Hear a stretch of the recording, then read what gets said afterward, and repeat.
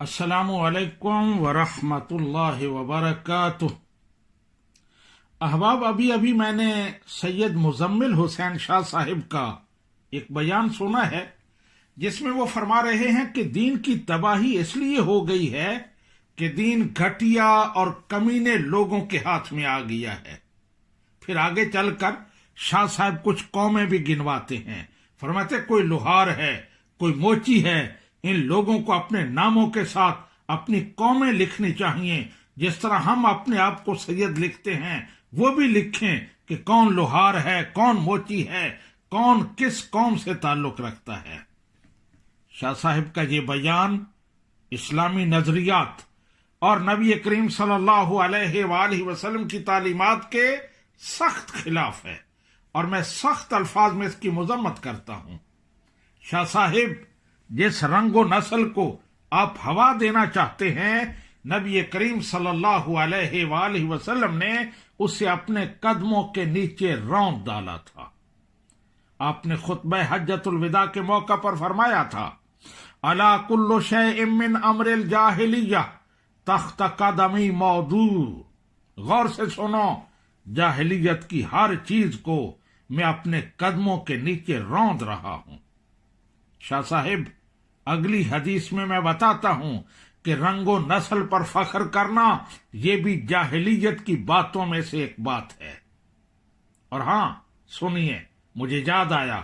ایک مجمع میں آپ نے اسی طرح رنگ و نسل کی بات کی تھی،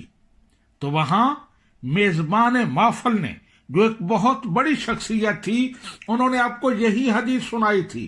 جو ابھی میں آپ کو سنانے لگا ہوں، لیکن شاید آپ سمجھے تھے وہ کسی اور کو سنا رہے ہیں، لیکن وہ آپ کو سنا رہے تھے۔ بخاری شریف کی حدیث ہے،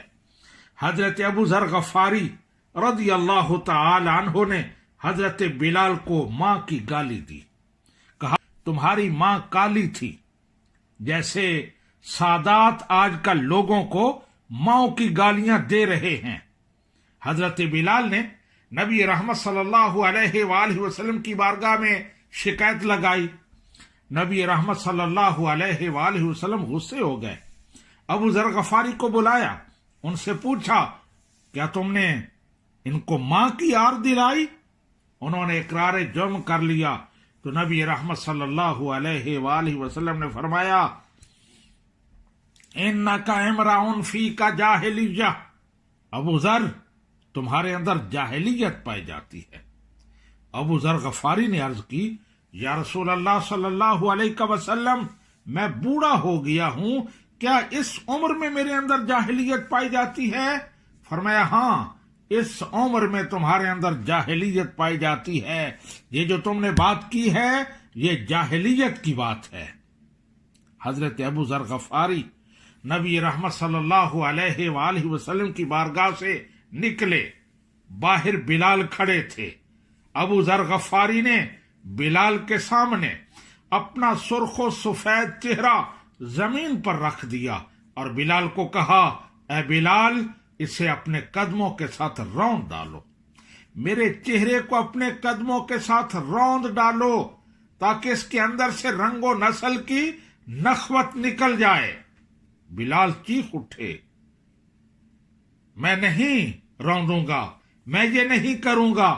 حضرت ابو ذر غفاری غصے ہوئے، فرمانے لگے اس وقت تک میں تمہارے ساتھ راضی نہیں ہوں گا جب تک تم میرے چہرے کو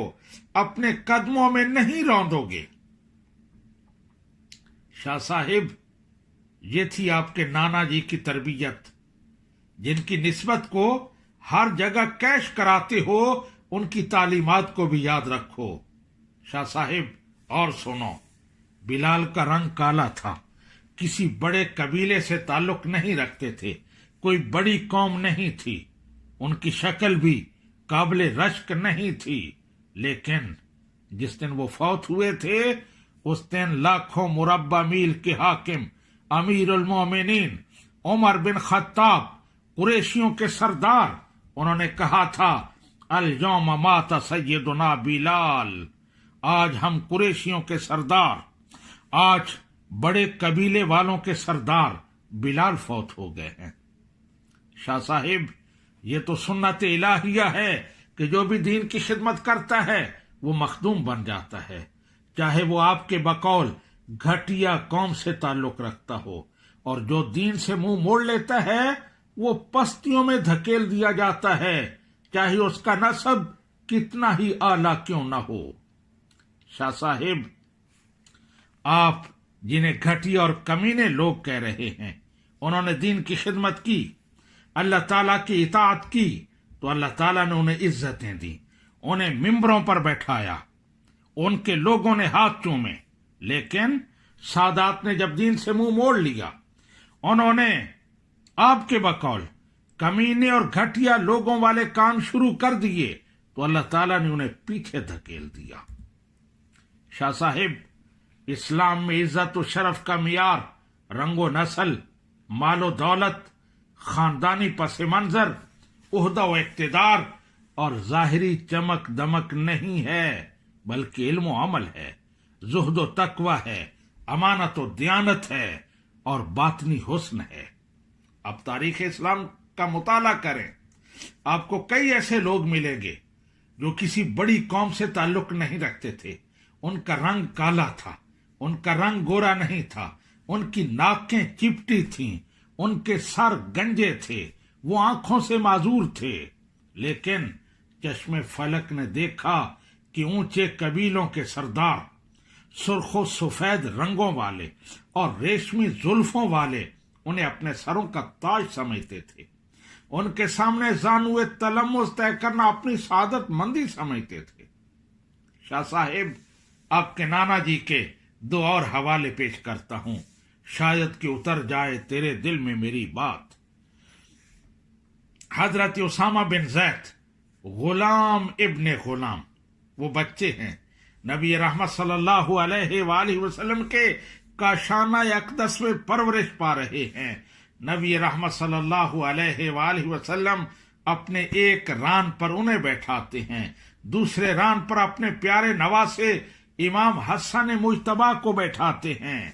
اور ان کو چومتے ہیں، اور پھر فرماتے ہیں، اے اللہ، میں ان دونوں سے محبت کرتا ہوں، تو بھی ان سے محبت فرما، اور جو ان سے محبت کرے ان سے بھی محبت فرما۔ دوسرا حوالہ بھی حضرت اسامہ بن زید کا ہے۔ نبی رحمت صلی اللہ علیہ وآلہ وسلم نے اپنی ظاہری زندگی کا آخری لشکر جو بھیجا تھا، اس کا امیر آپ نے غلام زادے اسامہ بن زید کو بنایا تھا۔ وہاں بڑے بڑے لوگ موجود تھے، بڑے بڑے نسب والے، قریشی، سید، لیکن کسی قریشی نے، کسی سید نے اس وقت یہ سوال نہیں اٹھایا تھا جو سوال آج آپ اٹھا رہے ہیں۔ نبی رحمت صلی اللہ علیہ وآلہ وسلم نے بتا دیا کہ یہاں رنگ و نسل پر فیصلے نہیں ہوتے بلکہ میرٹ پر ہوتے ہیں، جو میرٹ پر آئے گا وہ منصب پائے گا، کسی بھی رنگ کا ہو، کسی بھی نسل سے تعلق رکھتا ہو۔ ایک اور حوالہ حضرت اسامہ بن زید کا ہی، آپ کو یاد ہوگا ایک موقع پر نبی رحمت صلی اللہ علیہ وآلہ وسلم کی بارگاہ میں سفارش کے لیے کوئی آدمی بھیجنا تھا، کسی کو ہمت نہیں پڑ رہی تھی۔ حضرت سیدنا ابو بکر صدیق بھی موجود تھے،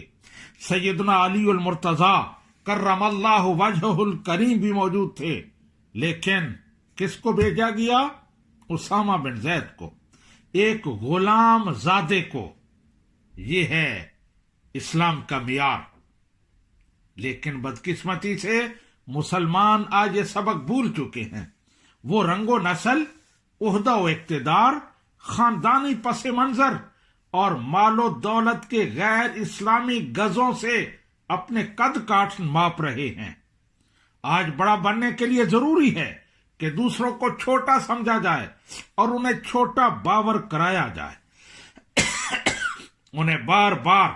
گھٹیا اور کمین کے کہہ کر انہیں احساس کمتری میں مبتلا کیا جائے، تاکہ ہمارا پندار برتری برقرار رہے۔ یہ سب کچھ غیر اسلامی ہے۔ نبی رحمت صلی اللہ علیہ وآلہ وسلم نے اسی چیز کو اپنے قدموں کے نیچے روندا تھا۔